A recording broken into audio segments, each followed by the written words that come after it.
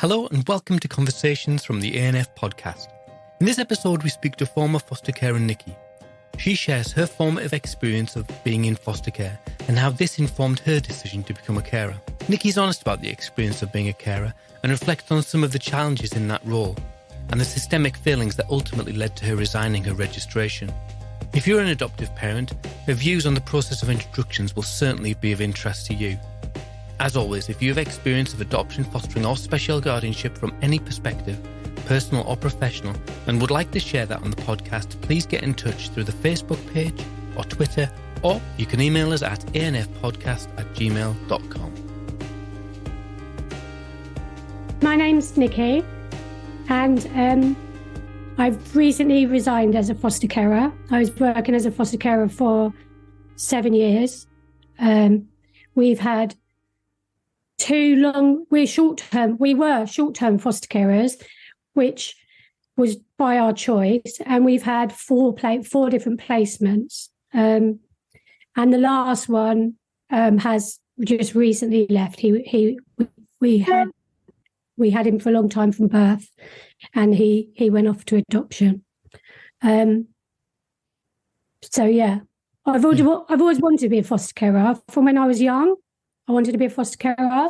I'm a care experienced person myself, and I always told myself that I'd like to do that when I'm older. I never wanted children, but I always wanted to work with children, and I promised myself when I was in a situation with a good partner, and the time was right, and I was ready, that's what I would do. It was the life goal. Yeah. And yeah, we did that. Can I ask you, are you comfortable sharing any of your care experience? Yeah. Go on, if it helps. So I went into foster care from, as I remember, probably about 13 or 14. And there was I was having some difficulties at home. My mum and dad had got divorced. And it was really tricky at home. I'd say now, looking back, really neglectful parenting, not really from a bad place, but from more of a vulnerable woman place in terms of my mum. She had three sort of teenagers. And my dad had just completely left, and my mum literally couldn't do it. She had a breakdown and got involved with some tricky stuff that I didn't want to be involved with. There was a social worker at my school, and I approached her and I said that I don't want to live at home anymore. That I couldn't cope. So through that process, I basically put myself in care, basically, let's say it that way, I think.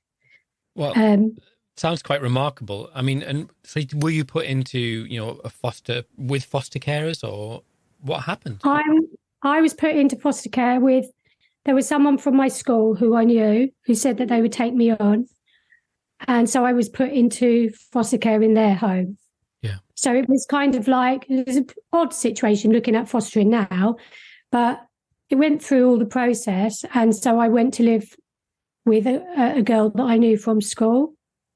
Right. And I think I lived there for, well, I think, memories, as the Queen said, recollections may vary.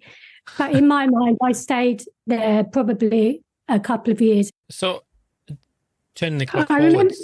Sorry. Interestingly enough, I don't remember loads about the period, but I do remember the name of the social worker clearly. You know how when you're at school, you remember people's first names and surnames, don't you?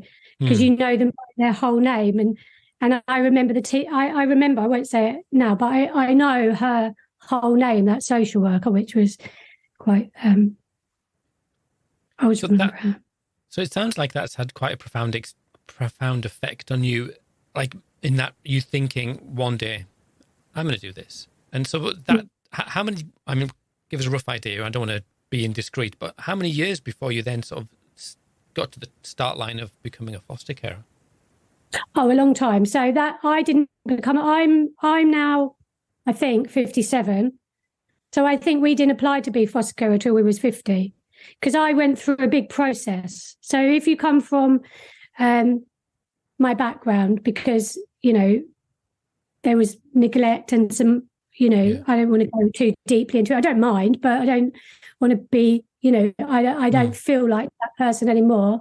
But there was some other stuff that went on within my family that was before that was pretty tricky. So to get out of to get away from childhood, adverse childhood experiences, as we know them now, takes a long time. It took me a long time and a long process, and a lot of running away to different countries and to different places, and a lot of coping strategies were picked up and worked through. So it didn't take. I think I really recovered from my childhood in my early 40s. Yeah, I would say. And I retrained. In my early 40s, I retrained as a counsellor, therapeutic counsellor, and I started working with really vulnerable people. So people with substance misuse, people who were exploited through prostitution, all the people that maybe other people don't want to work with. Because I suppose I felt quite in tune with, I think I've read The Body Holds a Score, and I think I was listening to a chapter not long ago, and it was saying that if you're from trauma, you can work quite closely with it. And that's kind of like, there's something in the, I don't know, something within yourself that feels quite at ease near trauma. Yeah. So I was going to say, you got in touch with me sort of out of the blue and said, look, I'm a foster carer. Been a foster carer for this long, and it's things ain't too good. I'm a bit disillusioned, is maybe a good way of putting it. So tell me about your how did you find the process of becoming a foster carer, and then kind of what's the story? So the process of becoming a foster carer for me was long, because we had a few hiccups in the road. Our house wasn't rewired to the standard. So we had to sort of like take 6 months and, a lot of money to do that. I don't mind. I'm quite happy to talk. And in a way, I found it quite healing having the Form F and somebody come around your house and get you to talk about your life, because it was a little bit therapeutic. Yeah. And plus, I'm not really somebody, I had trained as a counsellor, so I wasn't really someone who had a problem with discussing anything in my life. You can talk about, and I didn't want to talk openly on a podcast about it, but, when I was talking earlier about why, some of that stuff that happened to me as a child, another podcast maybe, but, it still impacts people, so other people. So that's protecting like my brothers and things like that. But I didn't mind that. Me and my husband are really open. My husband was at the time a firefighter. I think he probably struggled with it slightly more than I did. It's pretty intrusive. Yeah. But to me, I find every time I go over that history, it just, for me, I didn't mind it. It's like someone writing a book about you, isn't it? I found it quite nice. Someone coming to ask you questions about yourself, and, you can go over and you can see your progression. I was very open. I didn't have anything to hide. So, yeah, I mean, but did they find it quite? I know that that's part of my day job, is assessing people to be Form F. And when people have had interesting lives, and I say that I don't mean that in a derogatory sense. When people have had interesting lives, and adulthood, that makes it more work. That. So was that? Did they find it easier? Was it just a pretty straightforward process, and getting to panel and proved that all go okay? All went really well. The social worker that came, she was so lovely. She was just such a lovely human. And, she said to one of our, I don't know whether I don't know if she said to one of our referees that I've never met two people that I think are more suitable for fostering. So, yeah, that sort of Yeah. That actual process went really, really okay. So you said you were approved for short term and you got through the process. So fostering, what was it?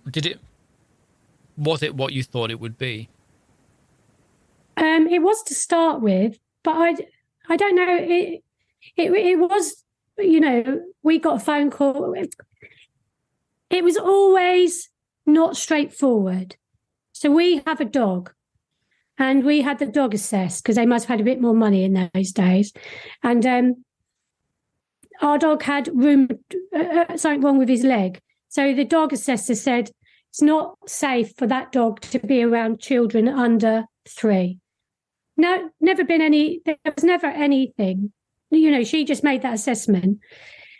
So I didn't agree with that. But however, so the first phone call we got was like, oh, could you look after these children? Well, actually, a few phone calls in, the first ones were a bit like, could you look after? The first phone call was, I know you're newly foster carers, but could you look after this child? So you might have to knock your house through and have a extension. Oh, what is it? No, knock your roof through and have something that picks up a child. What like a hoist. The hoist. You might have to have that put through into your house, but blah blah blah. And we're like, no, that's too much for us to start with. Let's just start somewhere else. And anyway, so the first placement that we took on, they said, look, he's 2.5. And I said, yeah, but we're not allowed to have children under 3. Oh, well, he's nearly 3. So that was our sort of, first placement, first rule break, and first understanding that rules are only rules sometimes flexible rules. So that was really lovely. It was really nice, really successful. Children went home. At the end of that placement, I had a feeling that I had never experienced before when they went home. And I remember thinking, they said that it would be hard. I didn't realise it would be this hard. But it only lasted like a couple of days. It wasn't terribly intense. And I think on reflection now, I think it might be because I went home.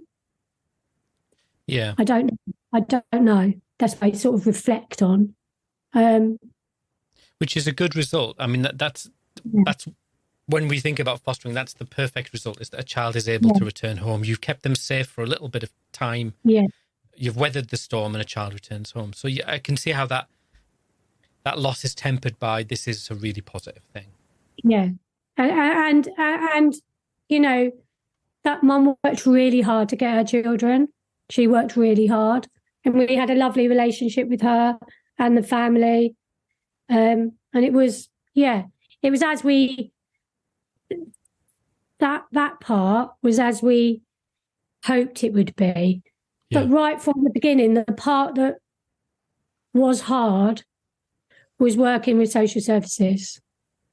Right. That was the hard part. The part that my expectations were always higher than my high expectations that things should go as they say they should go with DLA is a bit that always got me. Right. That's a bit what I think knocked me bit by bit down and frightened me, because I think always scared me a bit. I never felt, you don't really feel safe within that. I think as a foster carer, I knew from very early on that foster carers have no rights. They have no workers' rights. You have no right to whistle blowing. They say you do, but you don't. You're under a scrutiny that normal workers aren't under. And at the same time as be under that scrutiny, you have a child to love in your home. Yeah. Which makes everything really, really tricky. For me, it made everything tricky for me. And I know for other people it's tricky too. Yeah. I was always really fearful of an allegation because I'd heard such terrible things about allegations and what happens with allegations. So for me, knowing all of that and having quite a mind that can go to places, I don't know, quite easily. Just I research a lot of stuff. So I researched a lot. I was looking into how, or what could you do, what happens, and I knew a lot of stuff. I think I was a member of a union at the time, which I'm not a member of now. It was I don't know. It was a union that was going on that was with foster carers, but they didn't really have much say because the unions. It was different to what it is now. I'm a member of the National Union of Professional Foster Carers, who actually have won. They've won some rights for foster carers, whereas back in those days you didn't really have the right to have a union because it wasn't through the courts. So it was a bit pointless, really. But so I've gone off a bit track of what we were. Well, no, I think it's interesting that because you're talking about a lot of the downsides, like how it made you feel, that sense of vulnerability in you doing a positive thing that you actually, in the midst of all that, felt quite vulnerable. So sort of it begs the question as you were talking, why did you then keep going? Because I loved I loved those two children that came to our house. And I really liked what we were doing, and I really believed in what we were doing. And I believe in what we had to offer. Yeah. Our home is lovely for a child. We've got a beautiful dog. We've got, two people within the home that gave 100 and there isn't 101, is there? But we gave 101%. We gave so much effort for those children. We knew we had a lot of love and a lot of care, and we knew that we had that opportunity to give that. And that was my lifelong goal. And I'm not easily put off by a little bit of vulnerability. Don't forget, I've come from vulnerability. So, a little bit of vulnerability on the back burner is not going to stop me doing what I wanted to do. Does that make sense? Yeah. I thought I could, that seemed to be, it wasn't just me, if I joined my support group, it wasn't just me feeling that way. Yeah. Lots of people were feeling that way. So it didn't, I wasn't feeling in any way, singled out. It seemed the way it was. Yeah. And what you had to accept in order to do the role. And I wanted to do the role. And so did my husband. Yeah, and like you say, it wasn't personal. It's just the system, which is. And I learned. I had to learn that. I think on one of my, I recently got my service access request and seen some of my notes, and it says on there, Niki struggles with, having taken it personally, but it's the system. That's what I was having to learn. That's what I think you have to learn as a foster carer, that, the system's not fit. In truth, I'm not going to lie, it's not fit for purpose. A lot of the time, it's not fit for purpose. That's how I see it now. It's the best we've got, and everyone's trying. I'd say everyone was trying to do their best with the little resources they got.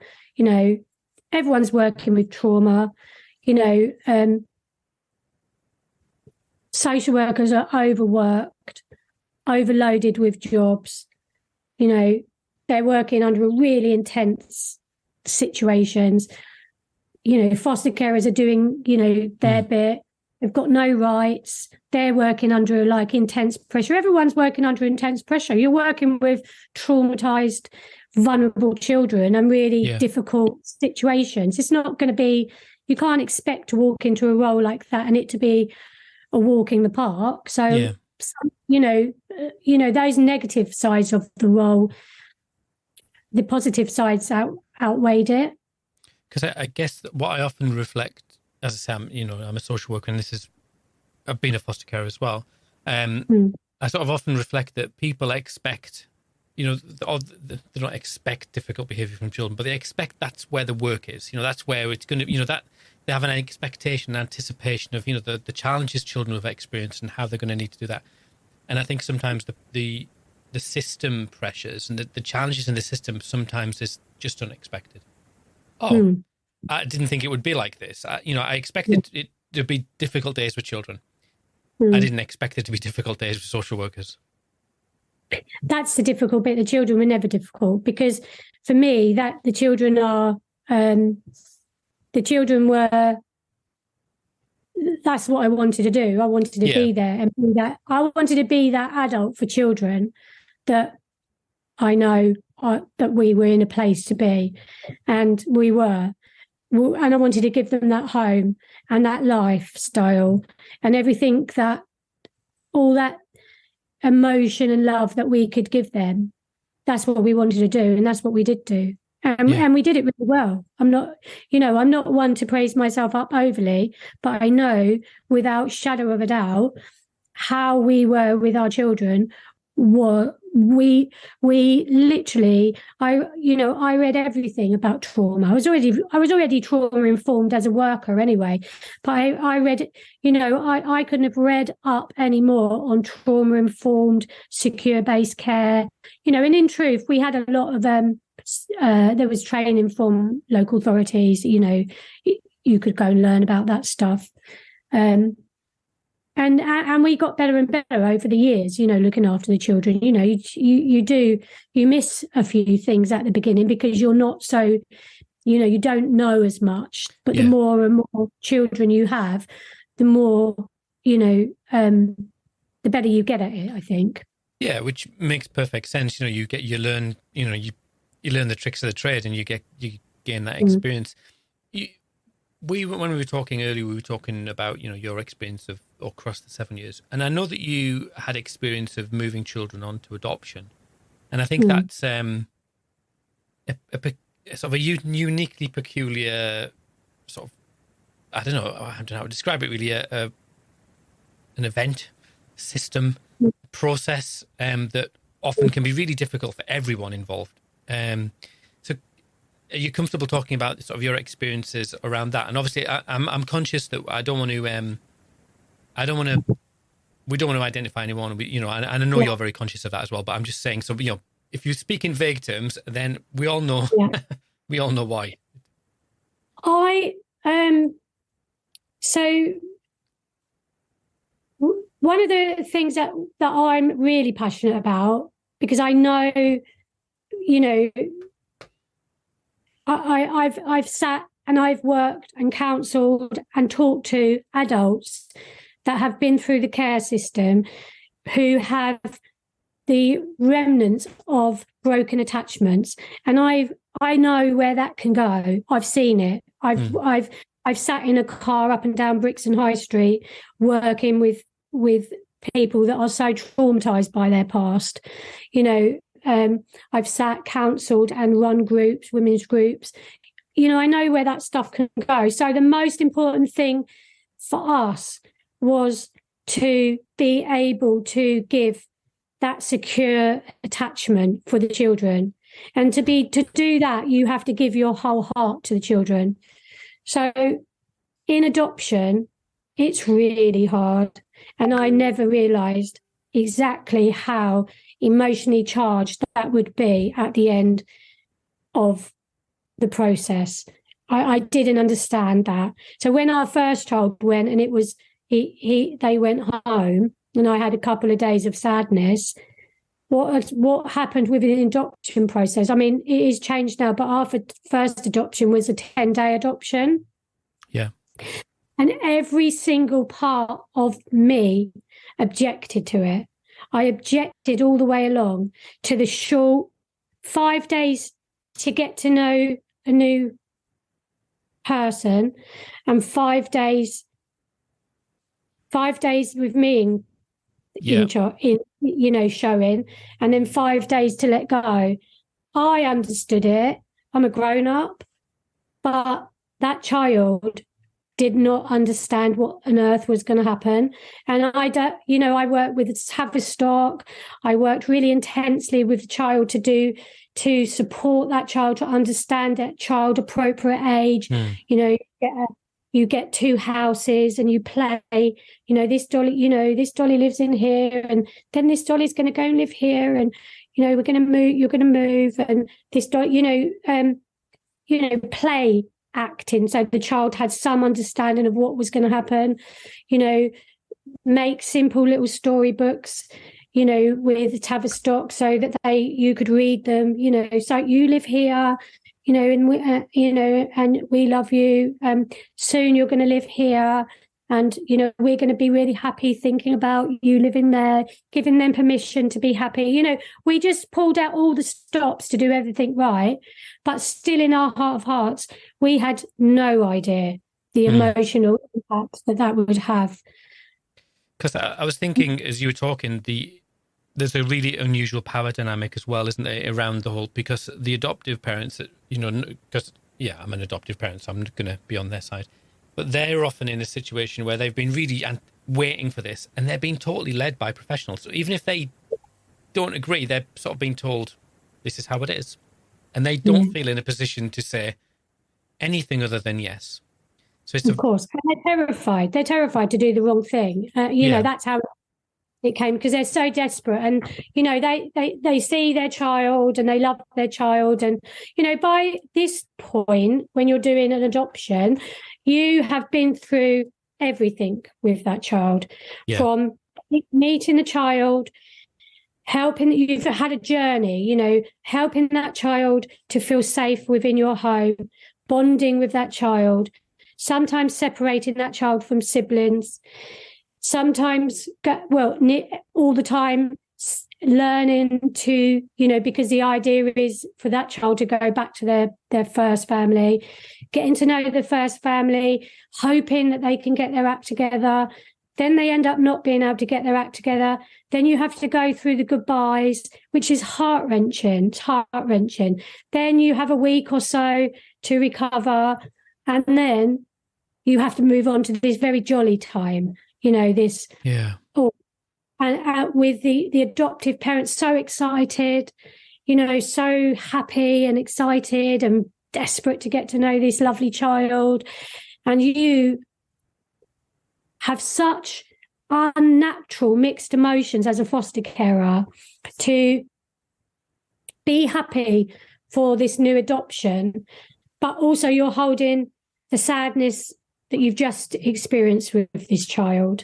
The child doesn't really understand too much when they're under 2, but they have the primal wound. I've read the book. They can't articulate it, but they've already had trauma.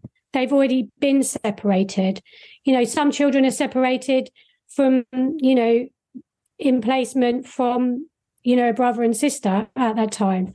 So, I think this is where it started really going wrong for us. This, really started going wrong, because it really felt like the professionals, respectfully to the professionals, that they weren't as informed, in my opinion, as I was on loss and trauma. Because what I was saying is, please make this slower. Please read this. I remember at the time there was a paper that I read and I found, and it said the children were fine. And it was this paper that was written, and it was saying that, children that go to adoption in these really quick adoptions, they act like they're fine when they get there.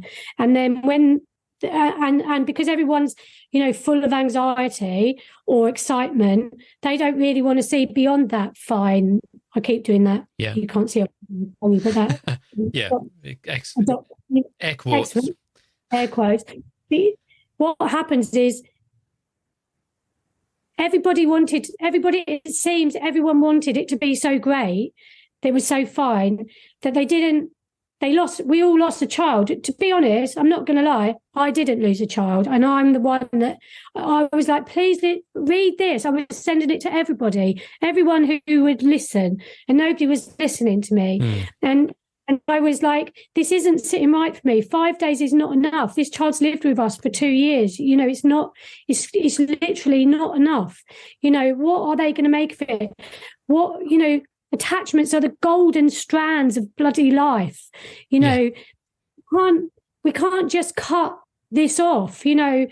This is not good for the child. It's not good for the child's mental health at the time, and it's not good for the child's long-term mental health. Because what we all know now, I say we all know, unfortunately we don't all know, but what I know is that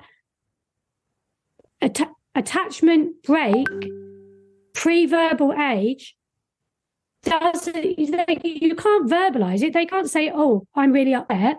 It goes internal, and it works its way out at later dates, and it works its way out by responses, reactions, possibly looking low self-esteem. You've got adopted children, I don't. So I've been quoted as, I'm a foster carer and I don't have adopted children, so I don't know. That's what has been said to me.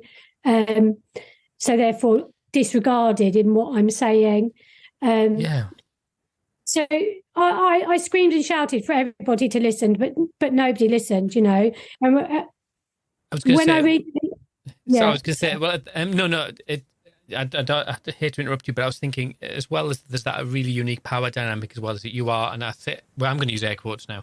You're just a foster carer, and no matter how much you've read, you're still just a foster. You could have all the qualifications in the world. You could be, you could be a psychotherapist. You're still just a foster carer.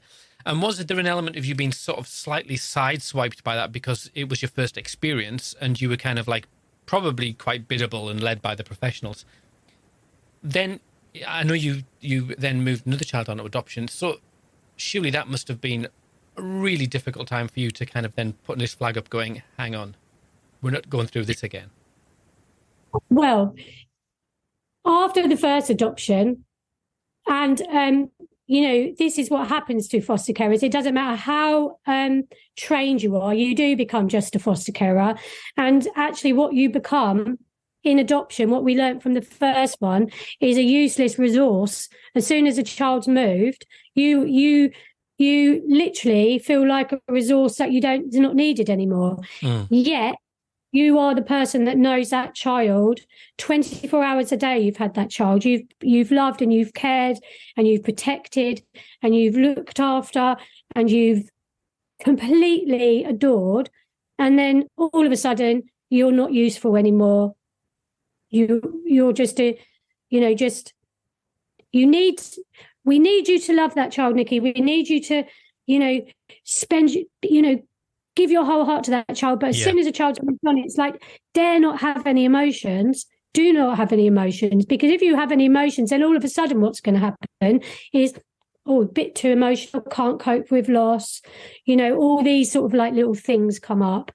So by the time we did our second adoption, I was, again, another long-term play. We're short-term foster carers, but by the time it had gone through the courts, again, another couple of years from birth.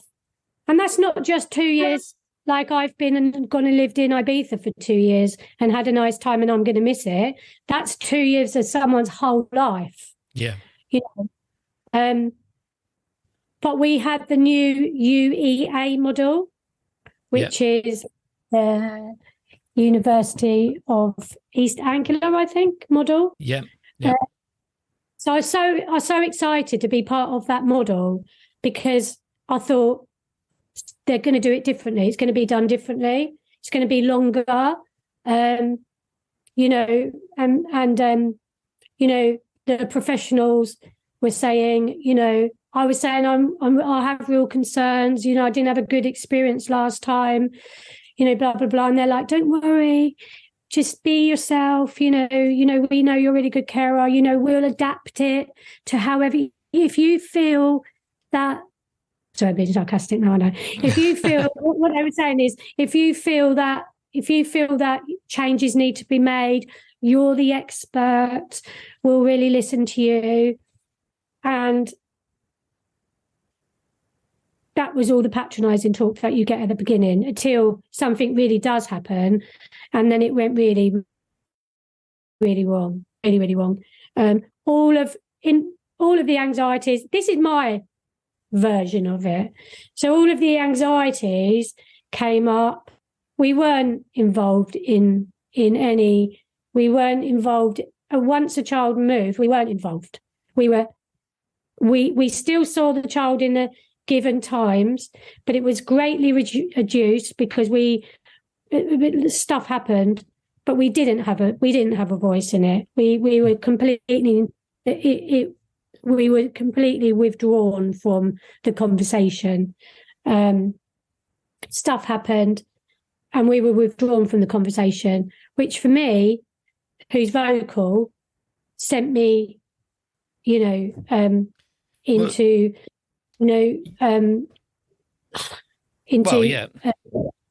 it sent me into, I'm going to write to this person, I'm going to write to the right, who wrote this model, is this right, should this be happening, I'm going to reach out.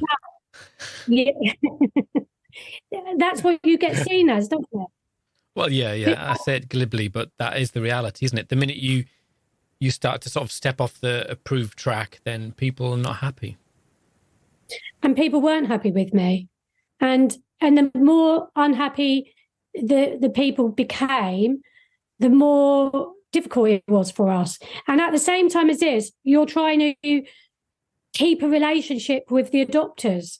You're trying to do what your heart says is the right thing to do, because you know that separation, that child being separated from you isn't a good thing. And that I knew that, if the child gets confused when we go there, that's okay. It's confusing. It's a confusing time. Don't stop us going because a child got confused. Why would the child not get confused? That's my take on the matter. Of course a child's going to be confused. Let us all work through this together. Let's all sit down, soothe your anxieties, soothe our anxieties. Let's all sit down, as it says in the model, sensitively talk about the situation and work as a team around the child. That didn't happen. And as you said, we became the bad guys. And consequently, we resigned. Because I'm fierce for my children. When my children are with me, I'm fierce. I will have every service, every resource. I'll go out, I'll get it, I'll make sure they get it. Do you know what I mean? I'm not passively going to sit back and just go, okay, let's just wait for the social workers to refer us to it. Otherwise, you wouldn't, with all due respect, you wouldn't really get anywhere with that kind of attitude, because in truth, social workers have a really lot to deal with. They have a really big workload, and with the best will in the world, they literally can't do it as well as the foster carer can, advocating for their child. And there's a contradiction, isn't there? There feels like there's a contradiction in that we ask our foster carers to be passionate. We ask our foster carers to go the extra mile. We ask our foster carers to be, be the voice of the child, be the advocate, and absolutely. But that sometimes means that we become the grit in the machine, don't we? The grit in the gears that, I say we. I remember it was the foster care. That was our experience as well. It's the minute you kind of put your hand up and go, hang on, are we all thinking right here? And then the wheels start to come off. And that contradiction must be just so uniquely frustrating for you. It's heartbreaking, because it's heartbreaking and frustrating, yeah. And for some, and then you're silenced, and being silenced doesn't work for me very well.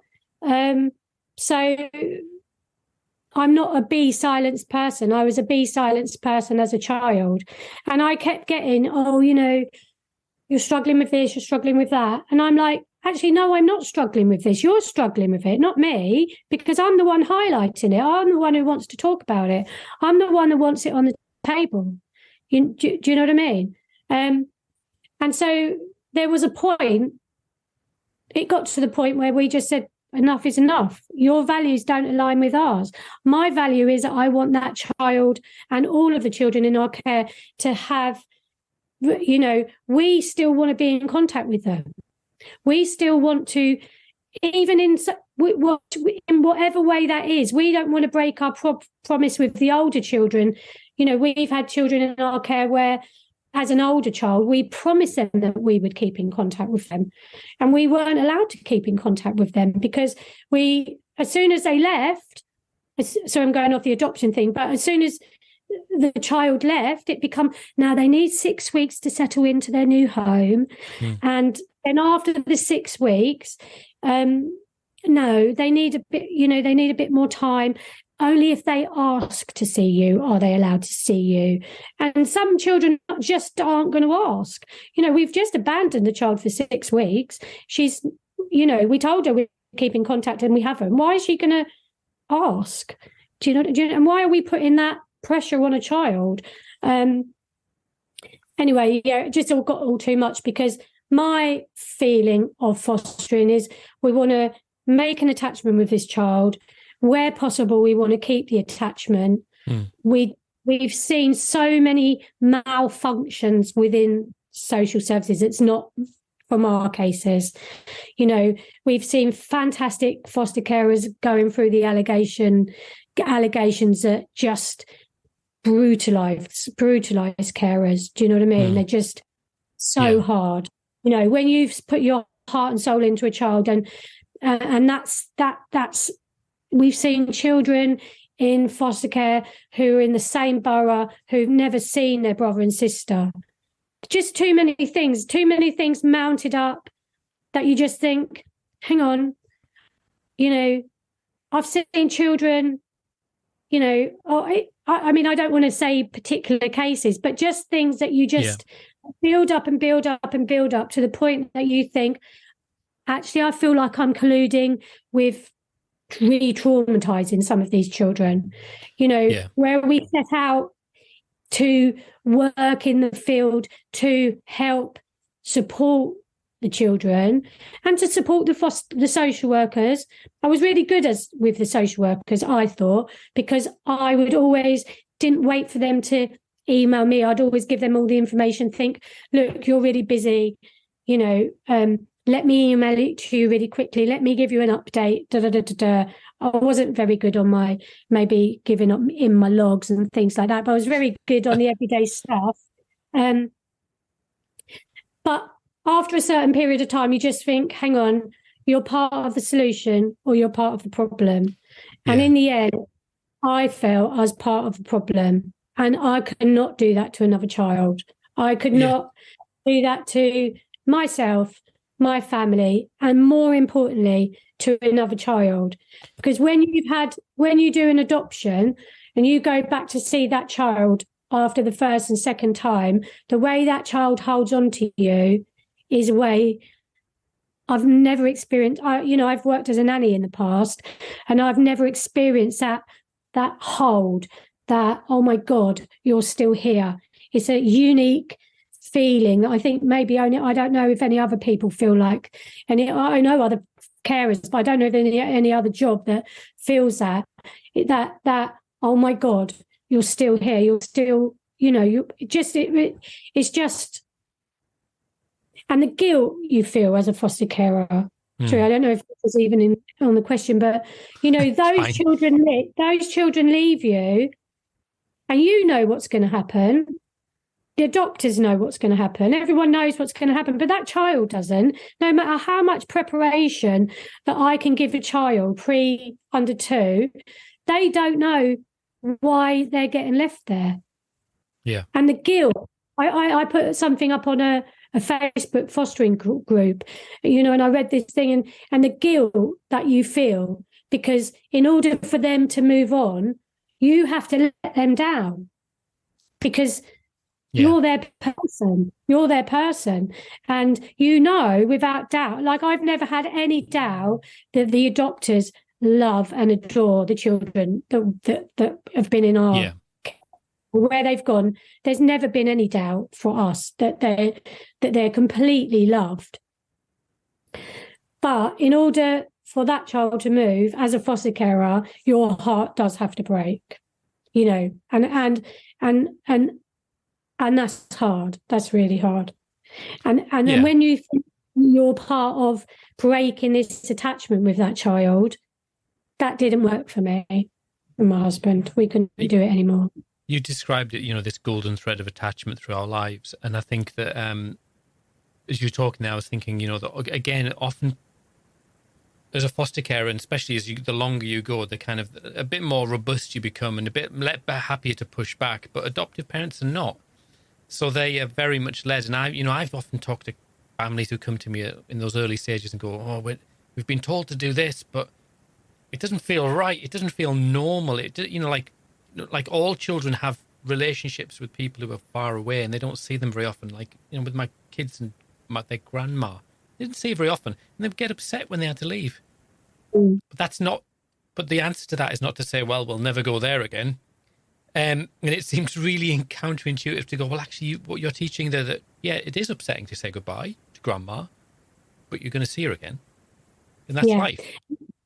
And this was, you know, one of my points in my exit interview thing, one of my 30 points was that I don't feel that, if all due respect, that the workers are fully informed with this new model, that they're not always in a great place to, with respect to them, to advise the new adopters in what is fully known now, that if you keep a relationship going, that is going to be less traumatic as that child gets older. You know, we're not silly. We understand that as that child gets older in adoption, it's not going to be the foster carers they're looking for. It will be the first families that create that the identity is linked in with. But I watched a program about adoption on TV. It was some famous woman and her daughter. She went back to, I think, Cambodia or something, and she was seeking out the place where she was handed over. So that was just one place that was so important for her to know where she was as a baby. And it was really important for her to know that this is the place she was, and she was here one day when she was a baby. Yet we've had these children for 2 whole years, and that all of a sudden it's like it's too difficult for them to see us. It's like children can, my belief is children manage complex relationships really well. Yeah. You know, when a mother and a father separate, you know, or a father and a father, or a mother and a mother, and they have to have new relationships, or you have another child, you don't just not see the original child just because you've had another child has come along. You know, love is infinite. You know, we can, you know, people love more than one child. Children can love more than one person. And I think that's what's not made really explicit I think, in that adoption process. Yeah, there's an aversion to that temporary upset or distress, rather than thinking of the long-term picture, which is that actually, you know, I suppose an ideal frame would be that you would be like a godparent or an auntie that you would, you know, you get a card from every year and you might see once or twice a year, maybe, or maybe not even see once or twice a year, but you might get a card. But it's that golden thread, isn't it, that they make sense of who you are. So can I ask you then? It seems like a ridiculous question. What next then? What's next for you? Well, I'm really gutted that I'm not fostering anymore. I'm not going to lie. I loved looking after the children, but I just couldn't do the service anymore. But for me, I think I will look for a position where I'm already working within mentoring. So I'm helping children that have fallen through the holes. So, you know, I suppose I'm going back, you know, I like working with children. So I'm already mentoring. And I don't know, really. I need to regroup. We need to regroup. I'd like to, I'm really quite passionate. I'd like to, I campaign to see these changes happen. I'd quite happily go and work for the union or something. I feel really passionate. I just feel that, you can't have all this new understanding and not. I heard on your show the other day, I can't remember the name of the agency, but it was an adoption agency. Yeah, and they were counts. they were really, really promoting the new model, keeping in touch. And I think there was a point at the end where somebody was saying the problem is a high turnover of staff and having to retrain them all the time, because people have very fixed views of like some people still have that view you have to break an attachment in order to build another attachment. Some people still have that view. Some social workers have even told me to sneak out if my child gets upset, and in a contact session, just sneak out. So I don't know what's there for me. I feel like I'm quite positive. I feel like the road's going to open up and some opportunities are going to come my way, because I am passionate about making a change. I'm passionate to speak up for those children who I don't really know what I'm going to do, but I'm trusting of the universe that something's going to happen. Excellent. So the last question is there anything that you hoped I'd ask you and I haven't? No, I don't really know, because it's just, there's so much, isn't there? Yeah. I think for me, I just wanted to put a foster carer's side through, because I think for me, what I hear often is foster carers are just negated from, they're kind of not really that much in the conversation. You hear about foster carer, but you don't always hear how hard it is for the foster carer, how emotional it is, or how it is to let a child go who's lived with you for 2 years or 3 years or 4 years. It's almost like foster carers are like a bit like a resource. So I just wanted to sort of put forward the side of a foster carer, how intense it is for a foster carer and how emotional it is, and how tricky it is for a foster carer to navigate that kind of social service world. And you've certainly done that. And I think I really appreciate your honesty, because I think that, as you said, that people who are still fostering, they're careful. They have to be careful. But obviously you're in a position where you feel like you can be a bit more honest. So I really appreciate your time. And, we've coming up for nearly an hour now. So, Niki, thank you so much for your time, and really appreciate your open and honesty. And I wish you well in your future plans. Thank you.